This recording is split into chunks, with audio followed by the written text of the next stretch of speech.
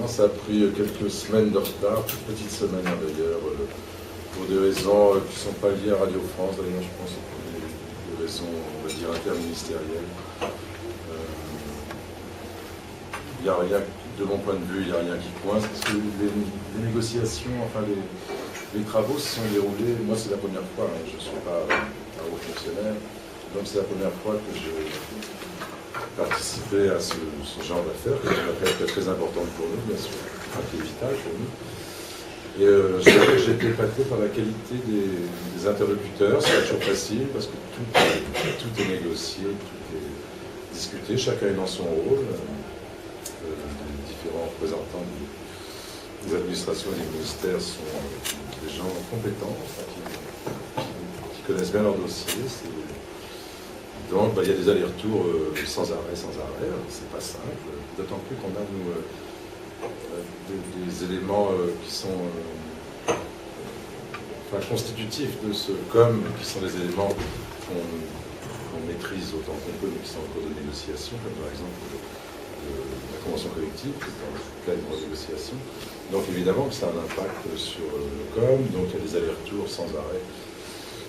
Parce qu'il est difficile on ne peut pas préjuger d'une négociation en cours, donc ça complique un certain nombre de choses, mais je trouve que l'État fait bien son boulot, c'est le moins qu'il puisse faire, mais dans une ambiance que je trouve bonne, que je trouve constructive. J'étais un peu anxieux de ça, de ce genre de baptême, et au fond c'est très très intéressant. Mais vous pouvez nous rappeler les grands lignes du budget, combien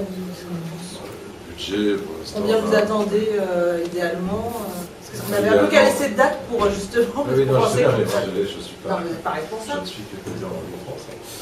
Le budget, c'est pas seulement une affaire de budget. C'est-à-dire que au-delà de l'augmentation qu'on demande chaque année du budget, l'inflation, il y a des projets qu'on peut avoir à développer. Il faut en convaincre son actionnaire. Je sais que personne n'aime ce mot-là, mais c'est un mot qui compte. Donc il faut convaincre son actionnaire que ce qu'on fait est réaliste, que ce qu'on fait, on le fait avec le souci des deniers publics. Donc c'est tout ça la négociation. Donc au fond, moi je ne regarde pas ça comme une affaire d'augmentation de budget purement mathématique, tout en espérant bien que chaque année je vais défendre le budget de Radio France avec un côté. Mais ce qui compte surtout, c'est qu'on puisse s'engager, qu'on soit d'accord sur les projets. C'est-à-dire qu'on se comprenne sur la vision qu'on a de Radio France. C'est quoi votre vision? Qu'est-ce que vous avez? Non seulement. C'est important, c'est-à-dire qu'il faut bien prendre en compte quelque chose aussi. C'est la première fois que ce COM est établi sur 5 ans. Donc 5 ans, c'est long. Donc bien malin qui peut dire, par exemple, quel sera l'état du marché de la radio ou du multimédia, la pénétration du multimédia, ou les modes de consommation de la radio. Enfin, c'est vraiment, tout est à évaluer en fonction des paramètres qu'on connaît. Et quand on ne les connaît pas, on les cherche, c'est très compliqué. Quel trafic de radio passera sur cet engin à la fin du COM? Combien ça coûtera à Radio France? Toutes ces choses sont vraiment difficiles à évaluer et ce sont des questions qui sont vraiment nouvelles. Les personnes, les modèles, personnes, vraiment les modèles économiques. Donc souvent on a des allers-retours comme ça parce qu'on est obligé nous de consulter, de vérifier, d'explorer des pistes qui ne se posaient pas avant. Il y a par exemple aussi un autre sujet qui est tout à fait passionnant, c'est la RNT. L'État n'est pas encore déterminé dans un sens ou dans un autre, même si c'est inscrit dans une loi, la RNT. Donc là, on est en plein dedans. Donc ça aussi, ça a décalé un tout petit peu, manifestement, j'imagine, la signature de notre COM, parce que chacun est en train d'évaluer les coûts supplémentaires pour cette suite et qui ne sont pas négligeables. Juste rappelez-nous le calendrier, moi je voudrais dire, je suis têtu sur le COM, c'est idéal. Si tout se passe. Non, mais. Torturer, c'est pas moi qui décide, c'est l'État. Mais ça devait être le 31 mars, oui. Le 12 avril, dans 15 jours selon vous, c'est idéal. Mais ça n'est pas moi qui décide, l'État a signé le COM. Donc vous êtes prêts? Nous on est prêts. Il n'y a pas de date pour le conseil d'administration? Non, ça j'ai fait un conseil d'administration la semaine prochaine, on voulait présenter le COM au conseil d'administration, et puis ça, on fera un conseil d'administration dans 15 jours, si c'est dans 15 jours. voilà. Hein. Vous savez, l'État ne vous a donné aucune raison pourquoi c'était retardé. Non, mais je suis désolée, j'insiste parce que...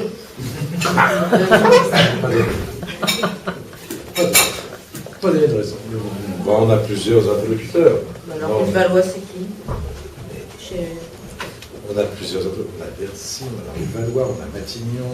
Est-ce que j'ai encore le ministère des Économies, enfin Bercy, budget. Tout se fait viser. Il y a l'Élysée. Il n'y a pas l'Élysée. Et on met ça sous un sigle qui s'appelle une réunion du ministère Oui, bien sûr. à Matignon. Puis voilà. Donc il y a un rendez-vous fixe. Il n'y a pas de rendez-vous fixé pour une prochaine réunion. On a 2 réunions par semaine.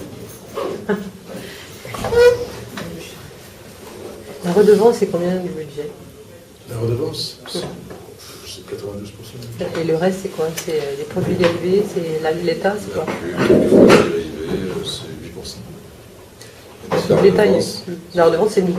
Ouais. Ils sont payés des charges publicitaires, dans les pommes, il n'y a pas eu de changement, je reste On a longuement hésité là-dessus.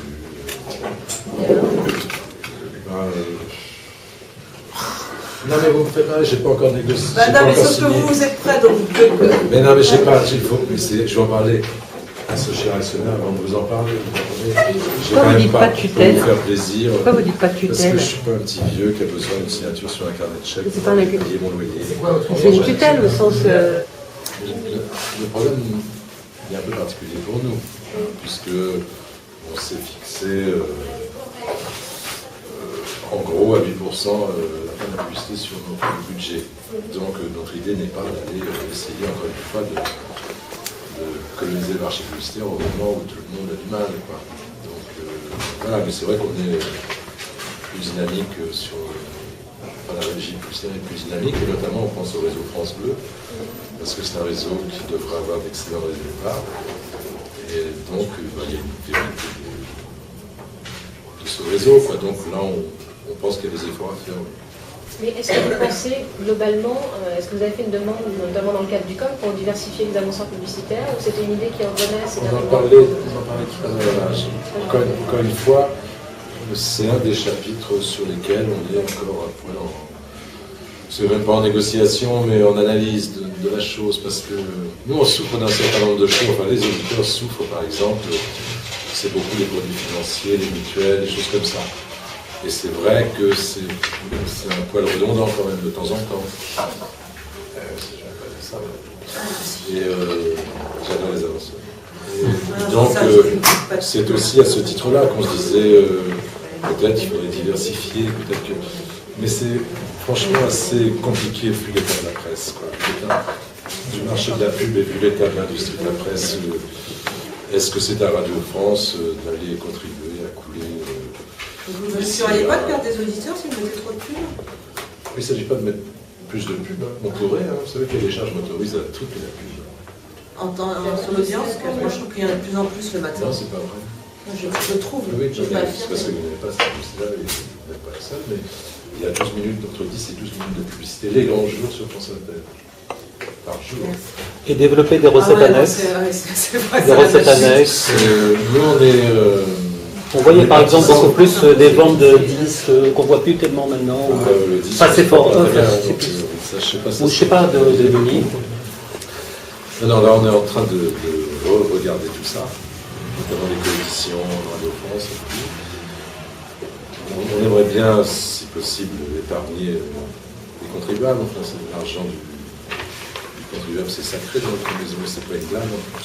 Donc, il est sûr que si on peut, ici et là, sur les marges, faire des produits dérivés, c'est très, très, très difficile. Mais si on peut déjà restructurer nos affaires, je pense en termes de coalition, et des livres, voilà, non seulement on économisera un peu de sous, mais peut-être aussi qu'on en aidera un petit peu. Donc, puis il y a des développements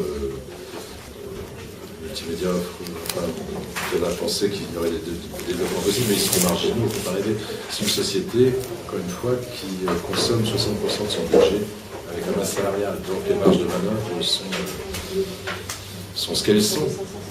Mais considérant le monde ambiant, je trouve que notre cher actionnaire ne traite pas si mal. Franchement.